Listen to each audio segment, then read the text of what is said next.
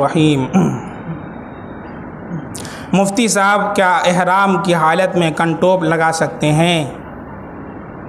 एहराम की हालत में ऐसा कंटोप लगाना कि जिससे चेहरा या सर न ढके, चेहरा या सर न ढके, ये जायज़ है। लेकिन ऐसा कंटोप लगाना जिससे चेहरा ढक जाए या सर ढक जाए तो ये जायज़ नहीं। एक साहब सवाल करते हैं, मुफ्ती साहब एहराम के अंदर कैसा चप्पल जूता पहना जाए? देखिए, एहराम की हालत में हाजी के लिए ऐसा चप्पल जूता पहनना मना है जिससे पैर की जो उभरी हुई हड्डी है ये क्या हो जाए, छुप जाए, या ये वाली हड्डी उभरी हुई जो हड्डी है ये है टखना है, ये छुप जाए। जूता अगर पहनेंगे तो जूते में तो ये भी छुप जाएगा, ये भी छुप जाएगा, इसलिए जूता नहीं पहनना जाएगा। बाज़ लोग जो है हवाई चप्पल पहनने को ज़रूरी समझते हैं। हवाई चप्पल पहनना भी ज़रूरी नहीं है, बल्कि मसला क्या है मैंने आपको बता दिया, ये हड्डी ना छुपे ना ये हड्डी छुपे। आजकल इतना पतला वो आ गया है, जूते टाइप का रहता है कि उसमें यहीं तक रहता है, समझ में आ रहा है, खाली उंगली छुपेगी और यहाँ पर भी बिल्कुल नीचे रहता है, ऊपर नहीं रहता है। बात समझ में आ रही है? यानी उसमें ना टखना छुपता है ना आगे की उभरी हुई हड्डी छुपती है। तो अगर कोई ये पहनता है तो उसके लिए जायज़ है। लेकिन मसला चूँकि मालूम नहीं होता है, सब लोग यही बताते हैं, हज वर्कशॉप करते हैं तो उनको भी मसला नहीं मालूम होता है। जो सब हज वर्कशॉप करते हैं वो भी गलती मसला बताते हैं, हवाई चप्पल पहने हवाई, वरना तोरा जो है एहराम खुल जाइए। अब वो बेचारा हाजी सुना रहता है हवाई चप्पल। अगर किसी को देख लिया कि वो ऐसा जूता पहना हुआ है तो उस पर फतवा लगा देता है। भाई उस पर फतवा न लगाएं। ऐसा अगर आपने जूता पहना हुआ है कि इसके अंदर यह हड्डी खुली हुई है, ऐसे ये हड्डी खुली हुई है, तो फिर जायज़ है, उसमें कोई हरज नहीं है। एक साहब सवाल कर रहे हैं कि भाई मुफ्ती साहब अपने वालिदैन को हज कराना और अपने हज से पहले उनको हज के लिए भेजना दुरुस्त है? भाई बाज़ लोग ये समझते हैं कि अपने वालिदैन को हज के लिए भेज दीजिए और हज अदा हो जाएगा। बाज़ हजरात को देखा गया कि जो लोग कमाते हैं, बिज़नेस करते हैं, उनके ऊपर हज फ़र्ज़ होता है, लेकिन वो अपने वालिदैन को भेज करके फ़ारिग हो जाते हैं, खुद हज नहीं करते, या सोचते हैं जब हम बूढ़े हो जाएंगे, हमारी दाढ़ी सफ़ेद हो जाएगी, तब हम जाएंगे हज करने। चूँकि हिंदुस्तानी लोग यही समझते हैं। जवानी में इल्ला माशाअल्लाह कोई जाता है, वरना सब लोग सोचते हैं कि पहले पूरा काम कर लें, बिटिया की शादी, बड़के बेटवा की शादी, छोटके बेटवा की शादी, मकान बनवाना, वो ज़मीन खरीदना, वो प्लाट लेना, फला फ्लोर ढेका फ्लोर सब कर लेंगे, हज नहीं करेंगे। अजीब सूरत हाल है। भाई अल्लाह ने अगर आपके पास इतना पैसा दिया है कि आप उस जाने आने के किराए पर कादिर हैं और इतने दिन का ख़र्चा जो आपके अहल व अयाल का है उन्हें आप दे सकते हैं कि इतने दिन मैं नहीं रहूँगा तो इतना ख़र्चा अपने पास रखो, या इतना सामान आप ला करके घर रख दें, आपके ऊपर हज फ़र्ज़ है। और हज नहीं किया, इंतकाल हो गया, अल्लाह के नबी का इरशाद है यहूदी होकर मरेगा या नसरानी होकर।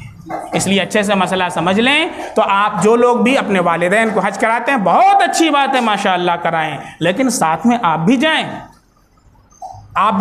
आपके ऊपर हज करना फ़र्ज़ है। अम्मा अब्बा के पास नहीं तो उन पर हज फ़र्ज़ नहीं है, लेकिन आपके ऊपर फ़र्ज़ है। अगर आपने खुद ना किया तो इसका मुआक़दा अल्लाह के यहाँ हो। क्या मस्जिद के लिए गैर मुस्लिम का पैसा इस्तेमाल करना जायज़ है, और इस्तेमाल कर सकते हैं तो किन चीज़ों में इस्तेमाल कर सकते हैं, और सूद खोर का पैसा भी मस्जिद के लिए इस्तेमाल करना जायज़ है क्या? इसके बारे में तफसील से जवाब दीजिए।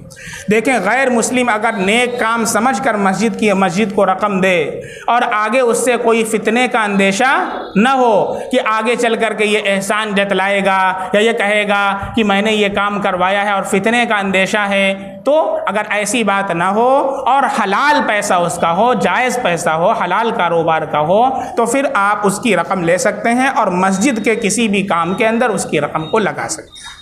दूसरा सवाल जो सूद खोर का है, तो जाहिर सी बात है कि उसका लेना और उसका इस्तेमाल करना दोनों नाजायज़ और हराम है, क्योंकि सूद ये अस्तर नौ क्या है, हराम है। तो हराम का पैसा लेना और मस्जिद में लगाना कहाँ से जायज़ हो सकता है?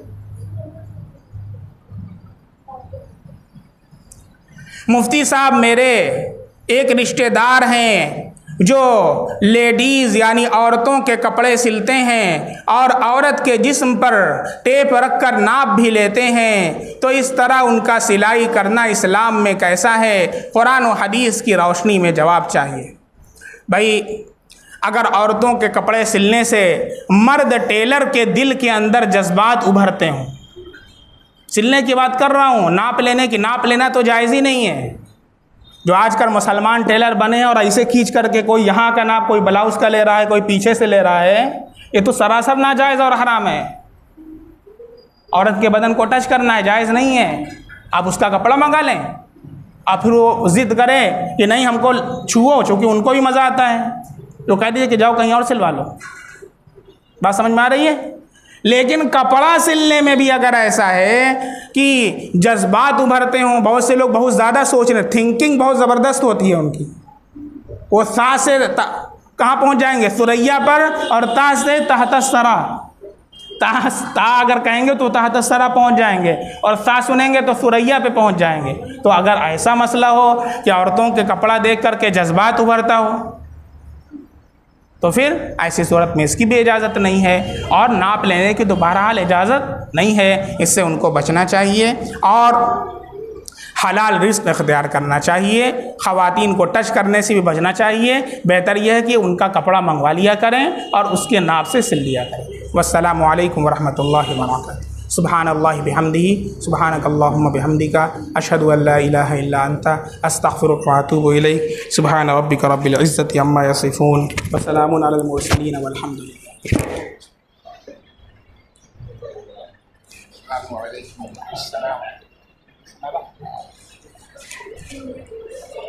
देखिए आपके लिए इंतजाम करके